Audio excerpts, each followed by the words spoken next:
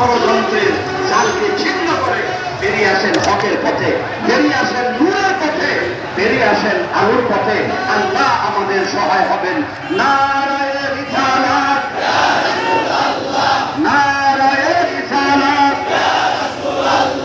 নারায়ে তাকবীর, আল্লাহু আকবার, নারায়ে তাকবীর, নারায়ে তাকবীর,